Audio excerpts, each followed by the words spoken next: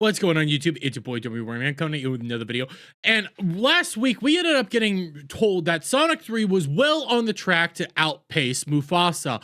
It was already having massive hype. People were more excited for Sonic 3. People were actually looking forward to this movie. And when it came to Mufasa, there really wasn't a big hubbub about it. People were talking about it. Some people were saying that it's a movie. Some people were saying it's one of the worst movies they've seen in all time. And it really does show. And now, since the weekend's pretty much over, we've seen how this all played out. Lion King prequel falls prey to Sonic at the box office from the New York Times. And from Forbes, Sonic the Hedgehog 3 tops Mufasa the Lion King for box office crown. We are seeing that Sonic 3 destroyed Mufasa at the box office. And when we come over here to the numbers, we can see that worldwide, yes, Mufasa is sitting at $122 million.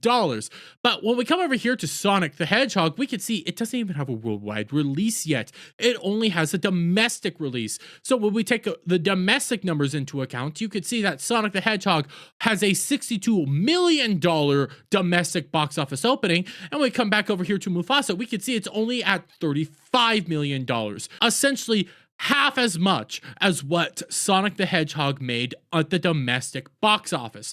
And yes, you can take into account and say, oh my gosh, but it made more money worldwide. Sonic 3 has yet to even open up worldwide. How would that fare with a box office total at the end of the day?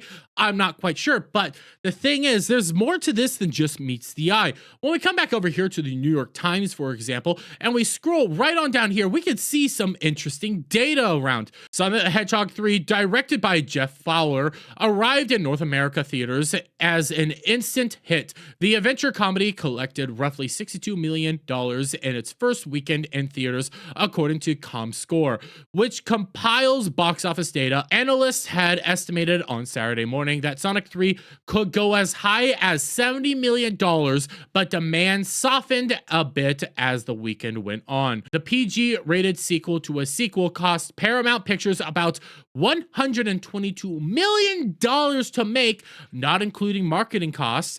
Ticket buyers gave Sonic 3 an A grade in cinema score exit polls, and reviews were mostly positive, setting up the fuzzy blue speedball for a strong word of mouth among families over the Christmas holiday.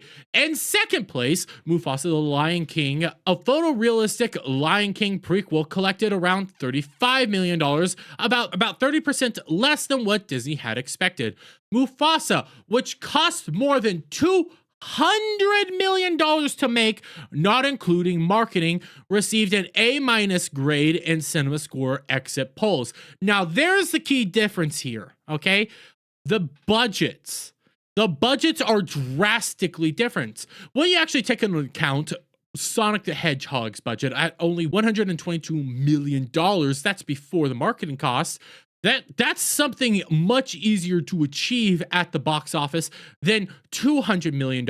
But the thing is, you have to try to add in that marketing cost. And most marketing costs is roughly multiplied by 1.5. So you take the budget, you multiply that by 1.5, you can get a general idea how much that movie actually needs to make. So when we actually do that math, and we come over here to Google, for example, to do the basic calculations, you can see just to break even, Sonic 3 needs to make around $183 million.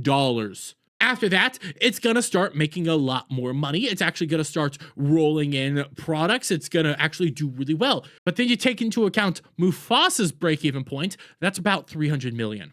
Mufasa needs to make $300 million just to break even. So now you have two very different break-even points. You have two very different positions at which to say, hey, this is where we start making money. This is where we start actually producing profit, and we start actually seeing that this movie is more successful than that movie. So again, we can come over here to the box office breakdowns right now. You can see, yes, Mufasa sitting at $122 million worldwide, but that's still less than half the amount that it needs to make just to break even. Whereas in Sonic 3 is right around halfway mark, okay? Almost to the halfway mark just to break even. Add on another week, being the Christmas week, and then the New Year's week, Sonic 3 is going to do much better as time goes on, and that's still not even adding in the overall worldwide market base. But there's more to look at this than all of this.